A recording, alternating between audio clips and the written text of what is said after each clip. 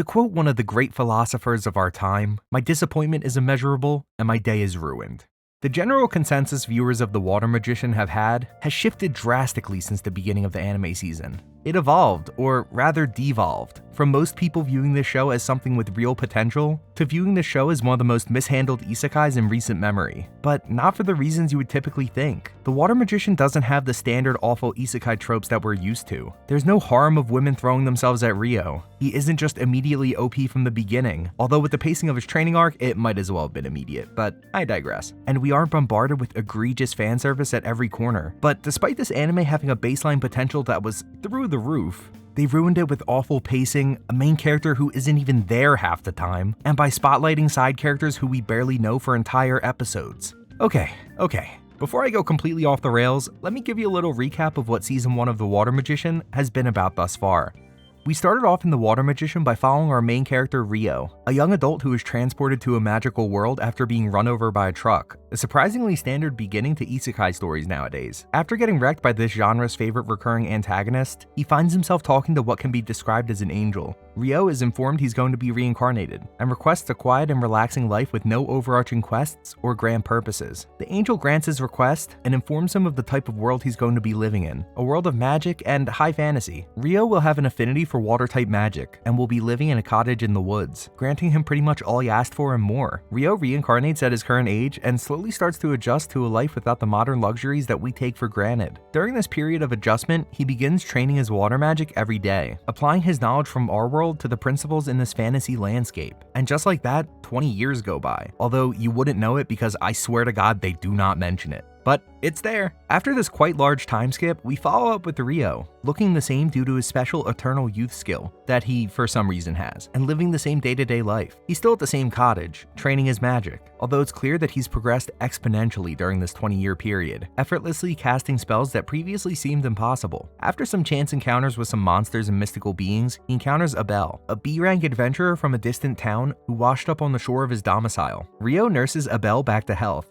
sparking up a pretty solid friendship in the process. Abel then convinces Ryo to leave his little sanctuary in the forest to head to the town where he resides, Lune. The main driving force behind this choice is Ryo's curiosity of this world. Just how stereotypical is it? Are all the typical fantasy tropes true? He'll find out soon enough. The duo traverse a mountain range full of all sorts of crazy monsters, Ryo demonstrating his monstrous power and Abel struggling to keep up. Eventually, they make it to civilization, Ryo finally getting to interact with this fantastical society. It has everything you'd expect: guilds, potions, dungeons, the works. After joining the Adventurers Guild and becoming acquainted with some of the locals, Ryo goes on his first dungeon expedition, solidifying some more friendships in the process. After this successful expedition, he encounters an anomaly. Time seems to stop and the sun is eclipsed, everyone around him disappearing. An incredibly powerful humanoid demon called an Akuma appears in front of our protagonist. It's unclear what this monster's intentions are, but one thing's for certain, it's very strong. After a short yet exciting battle with the Akuma, it disappears, leaving Ryo confused and giving him a new sense of purpose.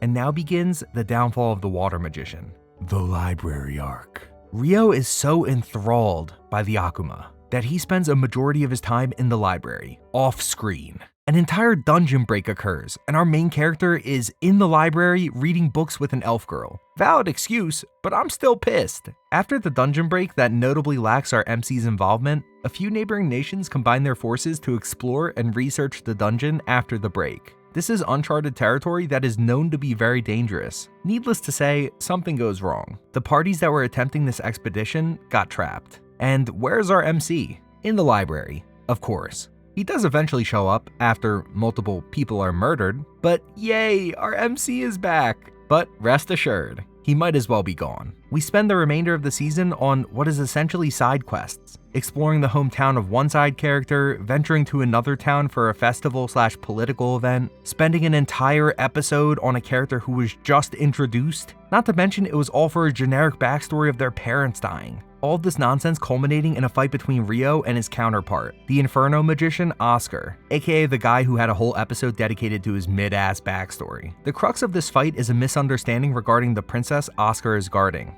The fight itself doesn't draw to a decisive conclusion, as Abel puts a stop to it, as it continuing much further would surely lead to some sort of nationwide conflict. We're left with a lot of unresolved plot points. What are the Akuma? Why are dungeon breaks caused? Why are some people seemingly unaware of chantless magic casting? All of these plot threads are clearly leading up to a potential season 2. Will that come to fruition? I don't know. But for now, that's a recap of The Water Magician Season 1.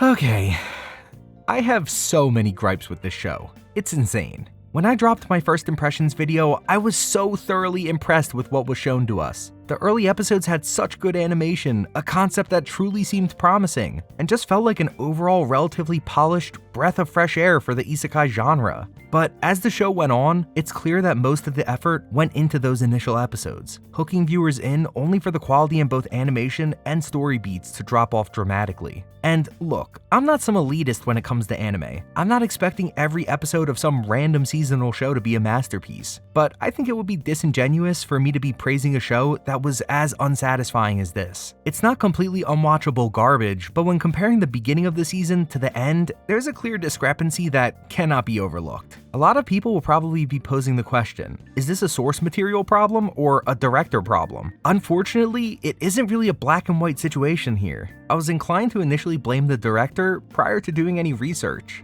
because after all, the show is Buns and who has the final say, right? But after looking into the manga, the anime is a pretty faithful rendition, with the main differences being design changes. Now, as for the light novel, both the manga and the anime do a disservice to it. I've seen some people saying that the show serves as a conduit for you to get upset enough to go read the light novel. I don't really believe that's the case because why would they do that? But with how much the show flubbed what it had going, I get why people are whipping out their tinfoil hats. Fleshing things out properly with a limited runtime of 12 episodes is bound to be a challenge, no matter the source material, no matter the director. But going about it in this way, sidelining the MC for what felt like entire episodes, does not make sense and leads to a drastically unfulfilling watching experience. As I mentioned previously, the clear peak in The Water Magician is the Akuma fight that occurs in episode 4, a third of the way through the season. Soon after that, we start trending downwards. By the time we're reaching the tail end of the season, it's just irredeemable. Despite the last fight being okay, my mood was just straight up soured by the end. It felt like I was just wasting my time. Like, why did I go week by week for this show? Sure, it's cool to see our MC show some emotions beyond just being sarcastic and optimistic in a really condescending way, but the finale truly did not redeem the shit show that was the majority of this series, in my opinion. From the animation downgrading into PNGs with speedlines, to the attempt at light novel pacing within a 12-episode seasonal anime, The Water Magician went from a sleeper hit to another bygone series soon to be forgotten. With just over 80 chapters of the light novel having been adapted out of the almost 600, I'd say there's almost no chance that the show gets the production time it deserves. I know this has been an overwhelmingly negative video thus far, but I truly would love nothing more than for this show to get a season 2 and redeem itself. I would love to be wrong about how the show has wasted potential, because as much as critiquing the show is fun and valid in the moment, I still believe that the show had something special in the beginning. I wanted it to succeed, but as it stands now, do yourself a favor and avoid The Water Magician. There are a lot better shows out there that you could be watching right now. Hey everyone. I just want to say thank you if you made it this far into the video. I really appreciate it. Do you agree with my take that season 1 of The Water Magician was a waste of time, or do you think it was great? Let me know what you think in the comments down below. I read them all. Be sure to like, comment, and subscribe if you want to see more stuff like this. And as always, have a great day.